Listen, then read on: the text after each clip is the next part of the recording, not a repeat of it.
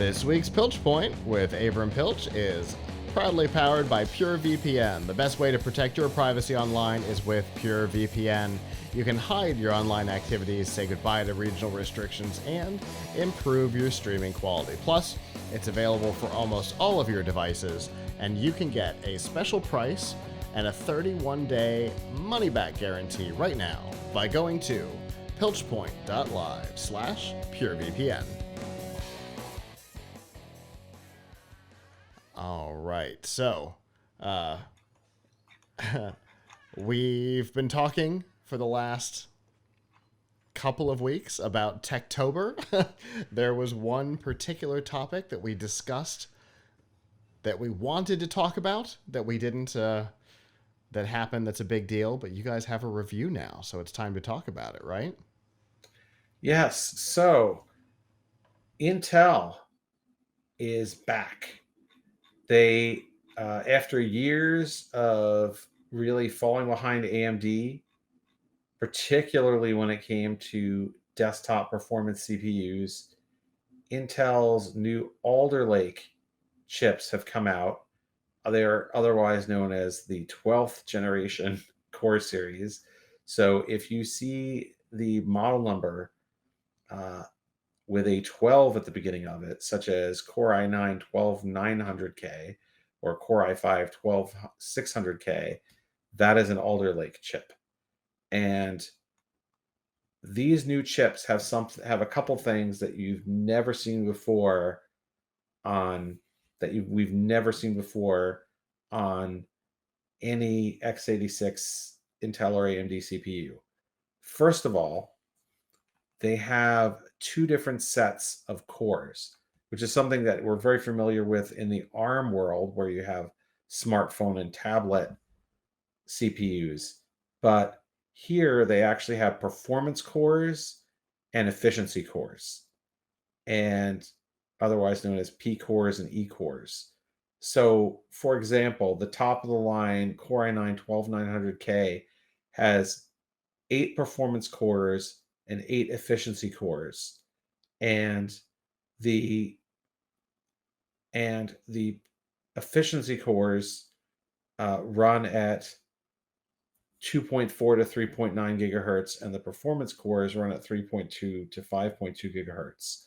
So you have a higher clock speed and more power consumption on the performance cores, and the performance cores are hyper-threaded, which means they can be doing two things at once, whereas the efficiency cores can only do one thing at a time. Now, why would you want this? The idea is that the E-cores are saving power that can then be directed to the P-cores. So power and thermal headroom, right? Because your CPU can only use so much power and can only go to a certain temperature before it starts to throttle. So the E-cores may do something like play a video or manage your antivirus scan or something that is not as demanding, while your P cores are concentrating on that game that you're playing. Similarly, apparently, the E cores can actually be used, and I believe they can be used in OBS streaming. So if you are using OBS, Open Broadcast Studio, I think the most popular streaming software, certainly one of the most popular, that's optimized for Alder Lake, so it can actually, kind of take those cores, have them work on the sort of the streaming program, the video encoding, while you take the performance cores and let them play the game, so you can get higher frame rates in a game while you're streaming than you could before. So that's pretty impressive. What we found, the review embargo on those was just a few days ago, and our CPU expert and deputy managing editor Paul Alcorn spent a lot of time testing in particular, the Core i9 12900K and the Core i5 12600K, which are sort of the top of the line and the mid range. And with the top of the line, the Core i9, goes for about $589, and the Core i5 goes for $289. So pretty decent. The Core i5 is a pretty decent deal. Particularly, you can also get it without integrated graphics, and that is the KF model, and that's about $25 cheaper. So if you have a graphics card, you don't need that. The other things that are interesting and unique about Alder Lake CPUs is that they are the first to use DDR5 RAM. So you can the motherboards that you have to get with them, which are Z690 chipset motherboards, support either DDR4 or DDR5. Now, DDR5 is way more expensive than DDR4. So, we recommend caution in buying it. And there are some restrictions on like which DDR5 chips can go in your slot, in which slots. And so at this point, it may or may not be worth it for you to spend the extra to get DDR5. But, that's another step up. Another thing is that Alder Lake has PCIe 5 connectivity, which I'm not sure if there actually is anything right now that uses PCIe 5, but you'll be ready for it. And of course, it will also support PCIe 4 SSDs, which is something that AMD has supported for quite a while. So it is. These are extremely fast CPUs, and they outperform. On gaming, they generally outperform their AMD competitors, and they have also outperformed them in many cases on on productivity workloads. Now it kind of depends somewhat on the threading, because on how many what type of application you're using. If it's something like a video editor, a high-end video editor, or 3D rendering, then you might benefit from some of the AMD chips that have more cores in total. But in most cases, the Alder Lake chips are faster and are generally a better bang for the buck, except for the fact that you have the motherboards that you have to get to use them. The Z690 motherboards are fairly expensive right now.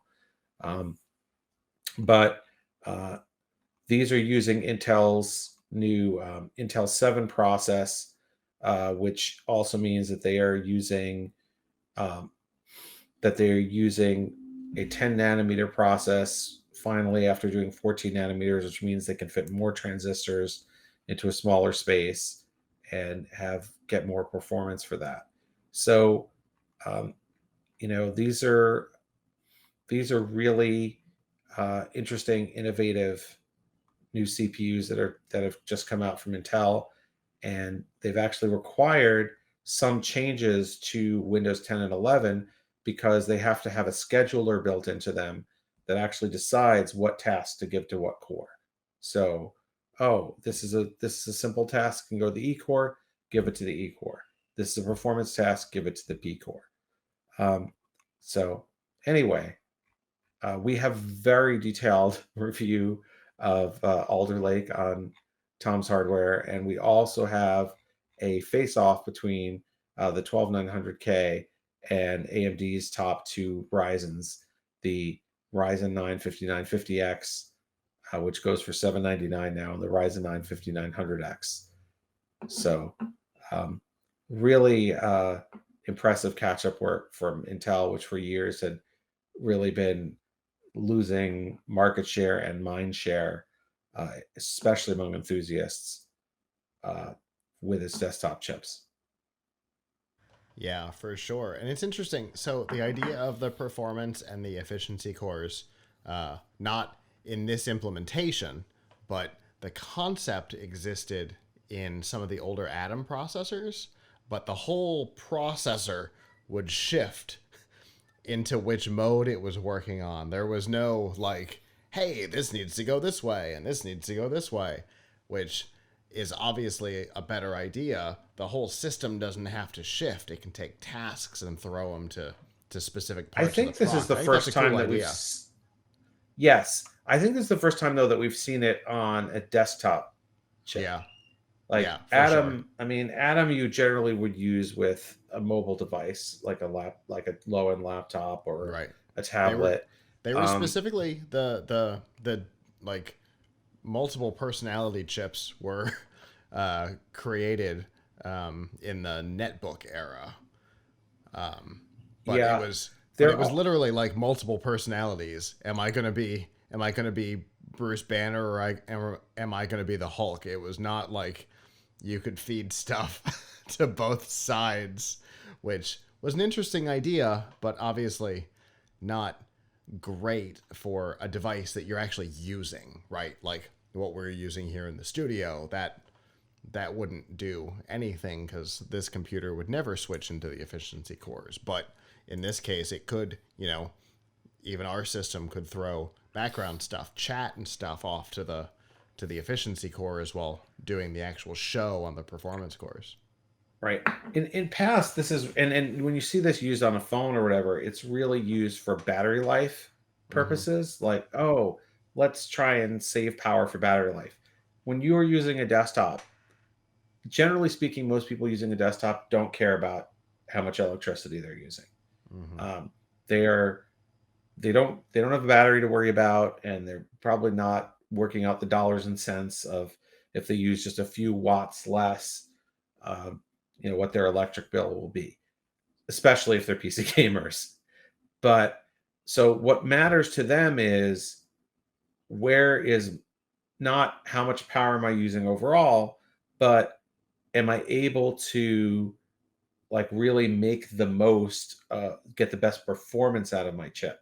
So this is coming at the perform at this is using two different kinds of cores for performance benefits more so than for power savings. I mean, they're obviously becoming more power efficient by doing it, but then that also allows you to take that TDP, that heat and that power, and direct it toward the performance cores.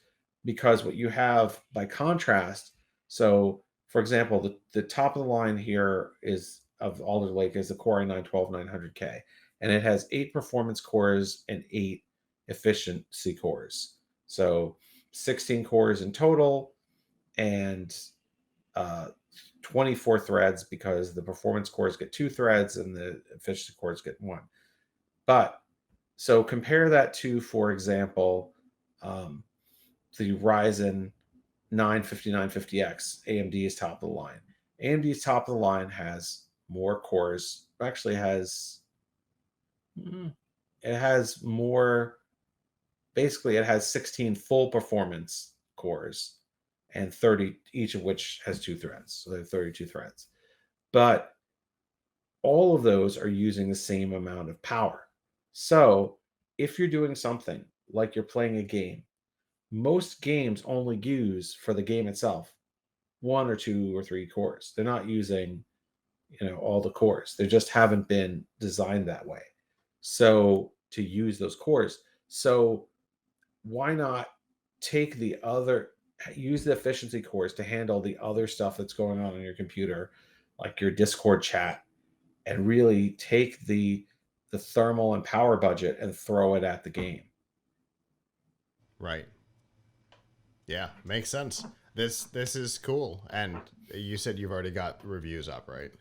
Oh yes, so we've got a very detailed review, which I couldn't even Excellent. touch the amount of detail in our talk here, uh, on tomshardware.com. Plus, we also have a face-off that directly compares the two top Ryzen chips to the Core i9-12900K. So check out the review, check out the face-off. There's definitely a lot of cool stuff about Alder Lake, and it does not you do not necessarily have to buy top of the line to get a great chip, because the Core i5-12600K, which is only 289, is giving you also a really really good experience. Very cool. Well, definitely appreciate this. I'm glad we waited for the review to be complete to do this topic, because wow, that's a lot of information, and I'm I'm actually stoked about an Intel processor again, and that's been a while. Yeah. Yeah, So, and there's actually some innovation here. It's not just like a right. little bit faster than the last gen, a little bit more transistors. They went to a different production process, and they have two different Right. types of cores. Yeah, very cool. Totally different. Very excited. And next time we do an upgrade, Intel could be on the menu. So, as always, Avram, thank you for the information, and I look forward to what we talk about next time.